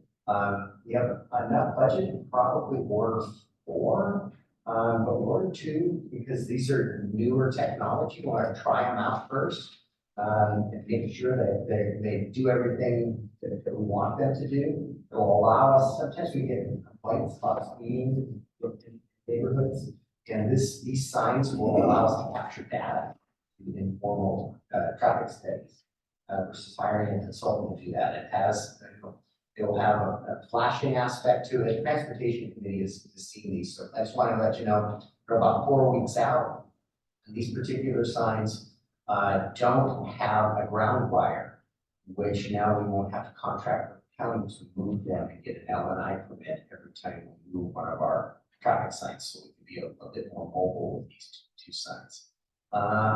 We've got a drilling rig down the waterfront. Right? You have that picture, Candy? Just Green Pump Station project is finally running hard, and they're driving pile and should start seeing a hole in the ground here pretty soon. Looked at a file yesterday. Yeah. So big piece of drilling equipment down there, driving pile into the ground. So just want to give you a little update on that. The Bethel, Lincoln, and Mitchell and Lincoln roundabouts. And Dennis and I and Chris are heading down to Thursday to Olympia to meet with Transportation Improvement Board. Backstory, remember we have 2 roundabouts and we have 2 funding sources. The roundabout on Bethel and Lincoln is federal money, and it has a whole bunch more rules around stormwater and fish than the state grant has. And the state grant has a requirement that we have to expend the money. As a matter of fact, it's been suspended because we had these people who wanted to construct them together, ideally, but we're probably 2 years off from getting federal approval of the stormwater aspect for the roundabout on Bethel. So we're gonna go, so we're separating the 2 projects. We're gonna go to construction this summer. We'll have to suffer through 2 construction projects there. The plus to that is we will construct that roundabout on Lincoln and be able to use that as part of our detour traffic control. So it'll actually probably work better, traffic control standpoint. When we go to build the one on Lincoln, on Bethel, it gets much more traffic. Not the perfect scenario, but it's the only way we can preserve that grant from the state, and we want that grant to construct that. So we're going down on Thursday to tell our story and tell them we're ready to go to construction this summer on that project when school's out. So that's an update there. And we started today on our smart water meter project. We had a whole bunch of people getting trained, and the first stage one on this is that we'll be able to most of our meters, we have to physically touch them with a wand. We still have a number of, probably 200 or 300 that we have to really read a meter and input data. These smart meters will be able to, they're electronic read, and our guys will be able to drive down the street and pick up the signal from these and not actually have to get out of the truck. Phase 2 of this project, and Dennis says this is gonna go really fast. Noah and I are skeptical. So at the end of the year, we think we're gonna get most of these converted, other than the manual reads are gonna involve wholesale replacement. Once they're touch reads, we're just going in and replacing the sending unit and changing that out. So phase 2 of this project is radio receivers. And so most of the city, we're gonna be able to gather this out of the air, and we'll have real-time data for the finance and the utility group and our customers. So John's out of town and he's monitoring, been down in Arizona for a month, and why is my water meter running? Somebody needs to go take a look at that out of a broken pipe or something. So you be able to manage monitor your water usage in real time. So we're excited about that. And last item I have on my list is we received a reward of, I think, $500,000 for that pre-construction loan. So it's a low interest loan from the Department of Health to design necessary improvements to well 7, which is the well down at the end of Orchard Boulevard, and that new treatment system is needed for that well. So it's low interest loans are typically about 2%. So that concludes my mayor's report. Department heads. Mr. Ryan, do you have anything? Nothing new to report tonight. I think I stole all your stuff. Yeah, we'll to your own. So, Crawford. I have nothing further tonight, thank you. Okay. Bob? Yeah, I've got some end of year permitting data I wanted to throw at you. We ended up taking in 312 building permits for single family homes in 2023. Of those, I have some data. The average house size was 3,170 square feet. 4% of the houses were under 2,000 square feet. 51% were between 2,000 and 3,000 square feet, and 45% were larger than 3,000 square feet. That's new homes in the city. In addition, the average number of bedrooms was 3.83. 32% were only 3-bedroom houses, 54% were 4-bedroom houses, and everything else was 5 and above. In terms of multifamily projects, we currently at this time still have 645 units of apartments under construction in the city. Another 778 units, which include some detached rentals in McCormick Village, are in permitting right now. So the housing and development remains strong, and we have quite a bit of work still in the pipeline. And Can we get that information sent to us? I'm working on a flash sheet handout that I'll send to you as well as KBA, but we haven't finished formatting it. I just have to run it. Thank you. Yeah, we'll get it to you soon. Sergeant? Thank you. Just very briefly, I wanted to draw your attention to the email I circulated with regards to the grants pass decision. Petition for cert from the U.S. Supreme Court was granted, which was not expected and an exciting outcome. The matter will now proceed to the merits phase, and the parties will brief the issue for the U.S. Supreme court. And organizations, including the Association of Washington Cities and others, may weigh in at this point as to these issues. If there's any questions about this, I'm happy to answer them offline, and I'm happy to provide any documents as I've been participating in this and have access to all the relevant documents. So, thanks so much. Yeah, thank you. Just wanted to give a quick update on what we've got going on. Thanks to Dennis and what they've got going on in Public Works. Sounds like we will hopefully be in time to our new remodel, which will be in March. Hopeful for that. March is going to be a big month for us. We have 4 promotions plus a commissioning that we will be doing in front of you. So that will, we've got 1 graduating from the academy on Tuesday that will start field training with us. And then we have 3 internal promotions and then 1 external. Let's do that in front of you. Also want to let you know for staffing for the next 4 months at least, but at least 8 months out of this year, we will be doing oral boards.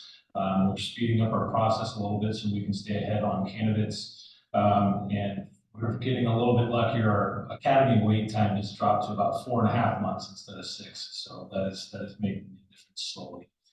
There are some satellite campuses around the state that are taking pressure off of you. Thank you.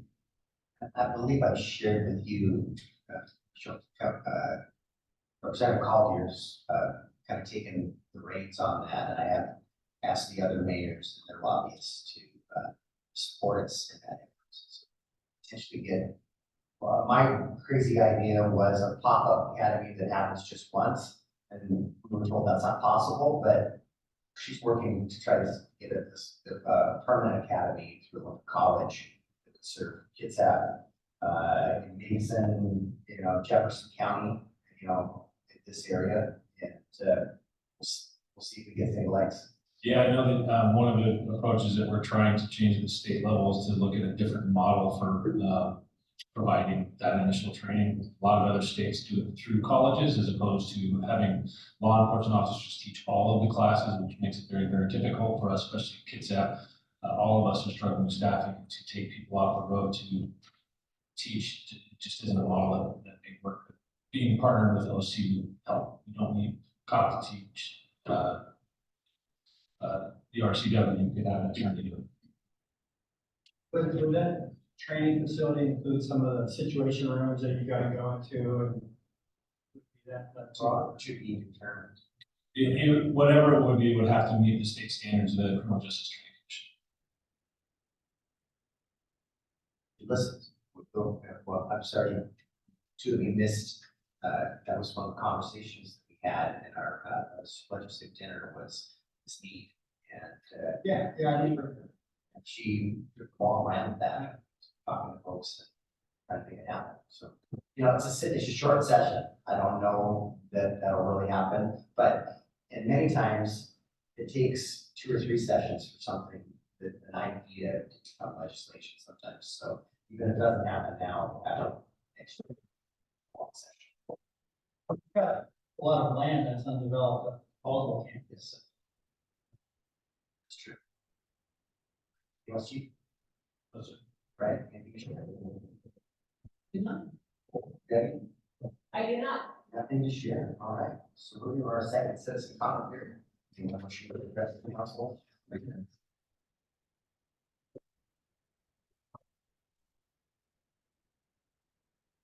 It's principal student first grade standing here regarding the incident that occurred on January 18th. Unknown contractors were found on our property and building without permission, notification, or adherence to the protocols to access the property. They were asked to cease their activities once they were discovered. The question of contractors about their identity and purpose. They claimed to be affiliated with Kitsap Transit initially, but later changed their story and indicated they were working for the city of Port Orchard. They provided their names and the company they worked for, KPG. When asked if they had permission to enter and work on the property, the response was that the city instructed them. Their behavior was evasive. They seemed to smirk as they indicated their presence there was for a camera. I inquired about their equipment, which they claimed wasn't theirs. Later, I observed on video them picking up the equipment and placing it in the truck, which clearly exposed the slide. It's now documented they were present on our property without notification, permission, insurance. The city is well aware of these requirements and has chosen to ignore them. The lack of accountability and respect for property owners is deeply concerning. This incident is not the first time, and it's not an isolated one. In June of 23, a city contractor, N.L. Olson, who also neglected permission, notification, and insurance, went so far as to drill boreholes on private property without surveyed right-of-way, and without permission to do so, simply because it was more convenient. Once again, no accountability, no recourse, and a complete disregard for property owners' rights. I'm appalled by the continuous arrogance and lack of respect shown by the city and its contractors. Immediate action should be taken by this council to rectify these violations and ensure that infringements cease to occur ever again. It is this council's duty and responsibility to not only represent the constituents, but most importantly, to protect their rights, especially when they're being violated by the mayor, the staff, and the contractors they use to carry out their deeds. Of course, you'll find blame is typically deflected onto the contractors or other agencies to skirt acceptance of accountability of their improprieties. The mayor's behavior continues to indicate to us he wants conflict and has complete disregard for local businesses, especially those that get in his way. It's widely known that he has a personal vendetta for us and is on a mission to put us out of business at any cost, even at the expense of 45 local jobs, suppliers, service providers, and positive sales tax revenues to bring to the city. Does this council want conflict? Is this aggressive behavior towards local business and property owners condoned by this council? Is this behavior going to be allowed to continue by this council? Does the council believe in fostering thriving businesses that bring a positive reputation to the city, or does it believe in destroying them? My hope is this council body is looking to represent and protect individuals and businesses, find solutions, respect citizens and businesses' rights, and offer genuine goodwill and good faith. The city is required to keep us informed every step of this pathway process. However, we've only been gaslit, violated, provided no answers to questions, and basically ignored for years. But I can assure you of this, if it is indeed this council's want to have a war, it's a war you're going to get. Thank you for your comments.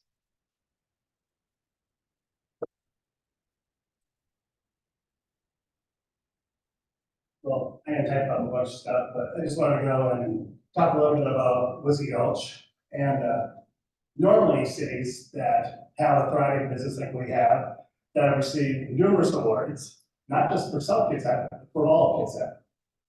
So this is just from this year.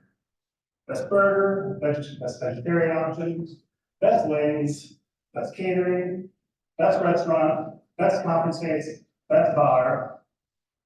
And then from KIDSAP, this is current, just happened. Best conference center, best restaurant, best bar. Oh, and a bunch of other ones. And it absolutely blows people's minds that you guys are unwilling to work with us over this pathway that can absolutely stop right after the proper, everybody knows it. Everybody, go to the Rotary meeting in the morning. They can't believe this is happening. We also have a friend of ours that happens to do land acquisition in a different county, and she's been watching this whole thing. She's done it for over 20 years. And she said she has never seen a city council, a mayor, city at all, treat anybody who you guys are putting us out, treat anybody like it's a business, especially a thriving. The unwillingness, and you just hide behind lawyers. Our lawyers haven't done anything, there's been no lawsuits. They've done records requests. Yet you will not sue us, coward. You will not sue us, coward. Absolutely. You didn't give me one answer. I didn't ask all of that. I didn't ask about things about dangerous situations, about lighting, and you couldn't even answer that. So at some point, hopefully you guys will go and influence some of these guys that really don't care. Because after all these years, sorry I shake, because I have a lot of you know I lost my son, so I have a little bit of PTSD in front of people. But this is important to me because I do have 45 employees and people that depend on me for their kids, for their well-being. They have families. I have people that have been with me for so many years. So I'm up here for them when I really just rather be at home or be on my job. But you leave me no choice but to sit up here and shake and kind of humiliate myself because of you.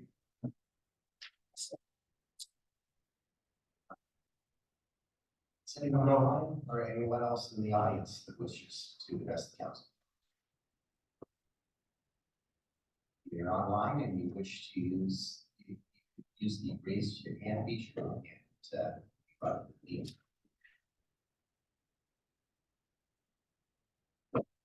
Any other questions? Council, so I'll close the second, this is comment period. We're to go to the order.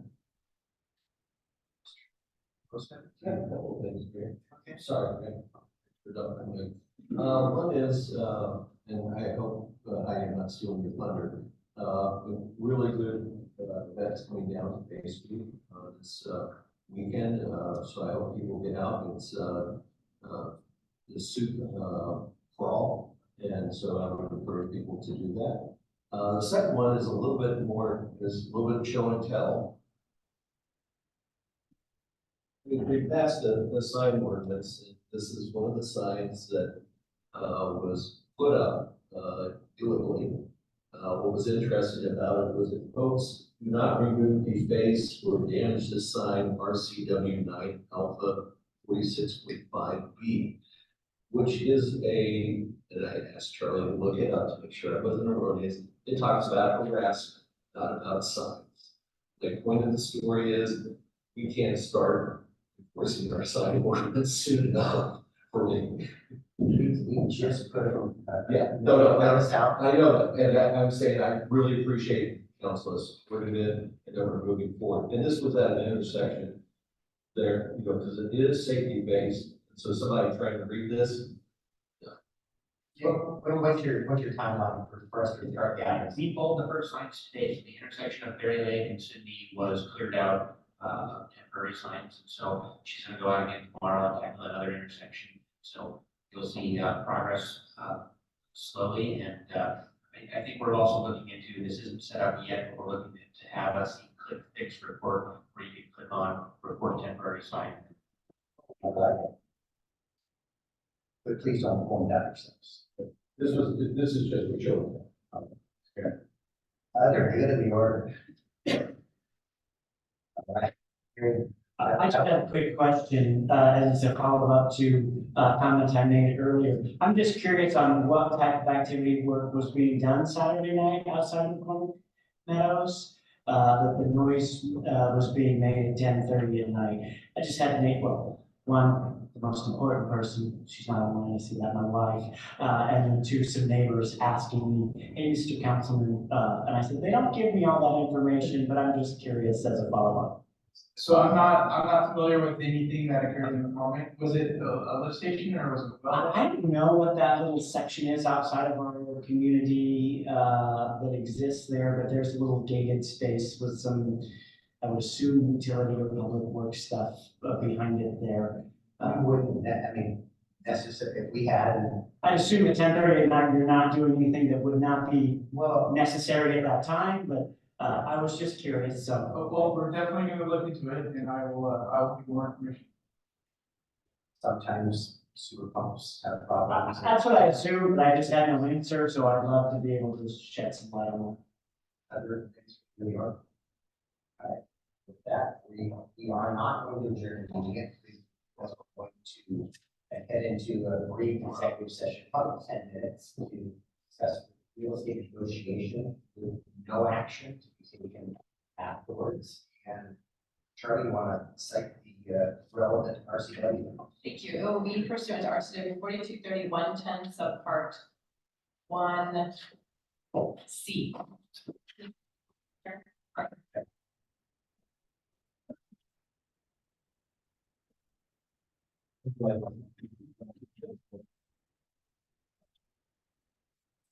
Oh, Yeah, right there, water.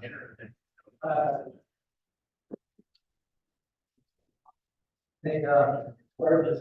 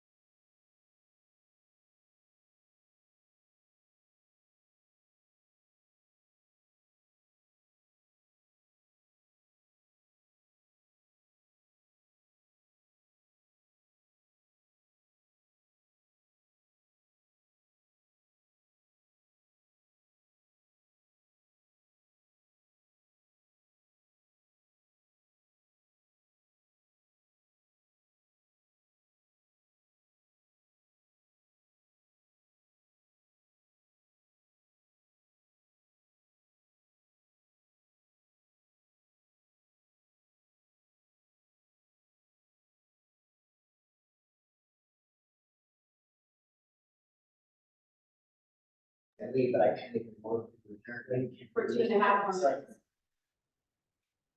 But they don't have an anchor. No.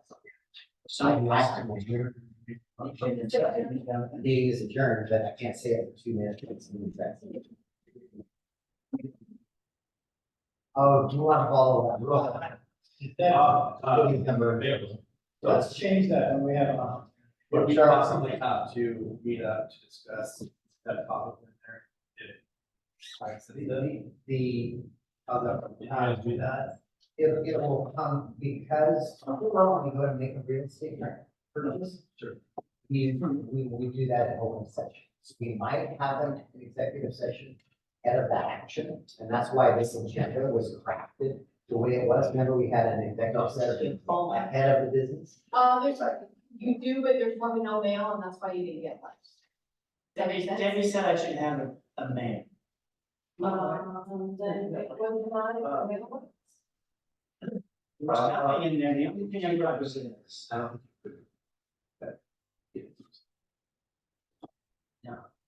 Oh, yeah, your finance or Debbie? No, or Debbie. I'll never get it. Very positive.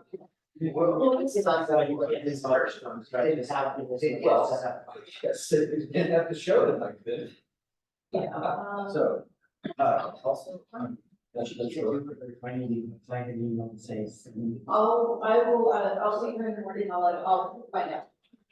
I said it would be in my box, and so I was like. Well, they probably said, no, you can't do that. Because it's a check.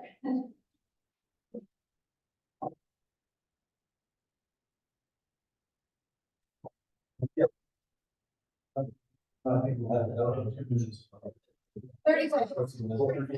30 seconds. No, 30 seconds.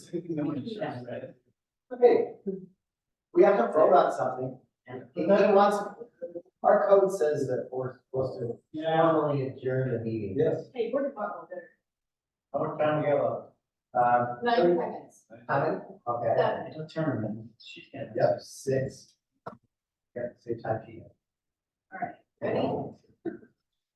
Okay, we're back in open session. And I entertain a motion to adjourn. Mr. Mayor, so motioned. Second.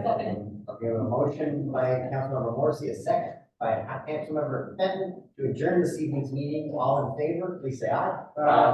Anyone opposed? That not be. Meeting is adjourned. Aye.